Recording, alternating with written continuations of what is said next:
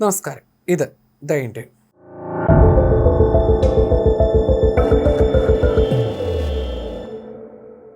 പാകിസ്ഥാനുള്ള ശക്തമായ മറുപടി നൽകുന്നതിനൊപ്പം ഇന്ത്യയുടെ ആയുധങ്ങളുടെ കരുത്ത് ലോകം കണ്ട സന്ദർഭം കൂടിയായിരുന്നു ഇന്ത്യയുടെ ഓപ്പറേഷൻ സിന്ദൂർ.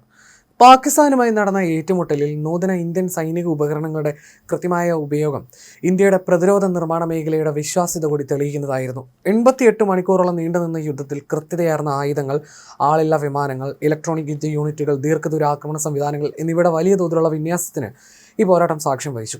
ഈ സംഭവത്തോടെ ഇന്ത്യയിൽ വിശ്വാസം വർദ്ധിച്ചിരിക്കുകയാണ് സൈപ്രസിന്.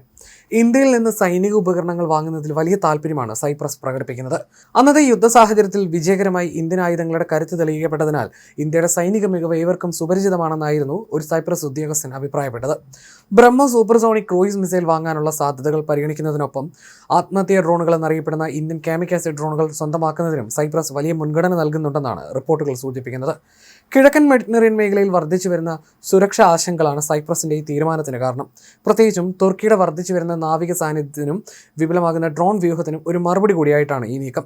പ്രധാനമന്ത്രി നരേന്ദ്രമോദിയും സൈപ്രസ് പ്രസിഡന്റ് നിഗോസ് ക്രിസ്റ്റോഡൌലിഡസും അടുത്തിടെ ഒപ്പുവെച്ച പുതിയ 2026-2031 കരാറിലൂടെ ഈ ആയുധ സംഭരണത്തിനുള്ള നീക്കം കൂടുതൽ വർദ്ധിച്ചിരിക്കുകയാണ്. ഇത് ഇരു രാജ്യങ്ങളും തമ്മിലുള്ള ഉഭയകക്ഷി ബന്ധത്തെ ഒരു തന്ത്രപ്രധാനമായ പങ്കാളിത്തത്തിലേക്ക് ഉയർത്തും. തുർക്കിയുടെ ബെയ്രക്തർ TB2 പോലുള്ള ആളില്ലാ വിമാനങ്ങൾക്കുള്ള ചെലവ് കുറഞ്ഞ മറുപടിയായിട്ടാണ് ഇന്ത്യയിൽ രൂപകൽപ്പന ചെയ്ത് നിർമ്മിച്ച ഡ്രോൺ സംവിധാനങ്ങളെ സൈപ്രസ് കാണുന്നത്. കഴിഞ്ഞ 10 വർഷത്തിനിടയിൽ സിറിയ, ലിബിയ, സൗത്ത് കോക്കസസ് തുടങ്ങിയ പ്രദേശങ്ങളിലെ യുദ്ധരീതികളെ തുർക്കിഷ് ഡ്രോണുകൾ മാറ്റിമറിച്ചിട്ടുണ്ട്. ഇതിനെ പ്രതിരോധിക്കാനും തുർക്കിയുടെ സൈനിക നീക്കങ്ങളെ തടസ്സപ്പെടുത്താനും ആന്റി ഡ്രോൺ ആയുധങ്ങൾക്കാണ് സൈപ്രസ് മുൻഗണന കൊടുക്കുന്നത്.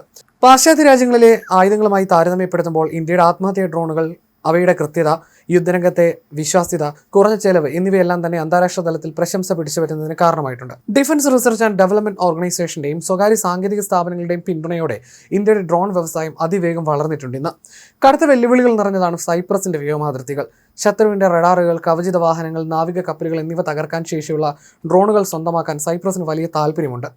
ഈ മെഡിറ്ററേനിയൻ രാജ്യത്തിലേക്ക് ബ്രഹ്മോസ് ക്രൂയിസ് മിസൈൽ കയറ്റുമതി ചെയ്യാനുള്ള സാധ്യത ഈ ചർച്ചകൾക്ക് കൂടുതൽ തന്ത്രപരമായ പ്രാധാന്യം കൂടി നൽകുന്നു. ഇന്ത്യയുടെ റഷ്യയുടെ സംയുക്ത സംരംഭത്തിലൂടെ നിർമ്മിച്ച ബ്രഹ്മോസ് മാക് 3 വേഗതയോടടുത്ത് സഞ്ചരിക്കുന്ന ലോകത്തിലെ തന്നെ ഏറ്റവും വേഗതയേറിയ പ്രവർത്തനക്ഷമമായ ക്രൂയിസ് മിസൈലുകളൊന്നായി അംഗീകരിക്കപ്പെട്ടിട്ടുള്ളതാണ്. പരമ്പരാഗത വ്യോമ പ്രതിരോധ സംവിധാനങ്ങൾക്ക് ബ്രഹ്മോസ് മിസൈലുകളെ തടയുക എന്നത് ഏതാണ്ട് അസാധ്യമാണ്. സൈപ്രസിലേക്ക് ബ്രഹ്മോസ് മിസൈൽ എത്തിക്കുന്നത് കിഴക്കൻ മെഡിറ്ററേനിയനിലത്തെ തങ്ങളുടെ ശക്തിയെ വലിയ രീതിയിൽ തന്നെ സൈപ്രസിനെ സ്വാധീനിക്കും. അസാധാരണമായ വേഗതയും പ്രധാന ലക്ഷ്യങ്ങളെ തകർക്കാൻ ശേഷിയുള്ള പ്രഹരപരിധിയുള്ള ഈ മിസൈൽ കരയിൽ നിന്നും കടലിൽ നിന്നുമുള്ള ഭീഷണികൾക്കെതിരെ ഒരേപോലെ ശക്തമായ ഒരു പ്രതിരോധ ശേഷി തന്നെ സൈപ്രസിന് സമ്മാനിക്കും. ഇത് സ്വന്തമാക്കുന്നത് ശത്രുപക്ഷത്തെ നാവികസേനകൾക്കും സൈനിക താവളങ്ങൾക്കും കടുത്ത വെല്ലുവിളി ഉയർത്തും. കൂടാതെ തർക്കപ്രദേശങ്ങളായ സമുദ്ര അതിർത്തികൾക്കും ഓഫ്ഷോർ വാതക പര്യവേഷണ മേഖലകൾക്കും സമീപമുള്ള തുർക്കിയുടെ നാവിക നീക്കങ്ങളെ ഫലപ്രദമായി നിയന്ത്രിക്കാനും ഇതിലൂടെ സൈപ്രസിന് സാധിക്കും. തുർക്കിയുമായി തർക്കങ്ങളോ അഭിപ്രായ വ്യത്യാസങ്ങളോ ഉള്ള രാജ്യങ്ങൾക്ക് ആയുധങ്ങൾ വിതരണം ചെയ്യുന്നത് വഴി തങ്ങളുടെ ശക്തമായ ഒരു സാന്നിധ്യം ചെലുത്താൻ ഇന്ത്യക്കും ഇതിലൂടെ സാധിക്കുന്നു.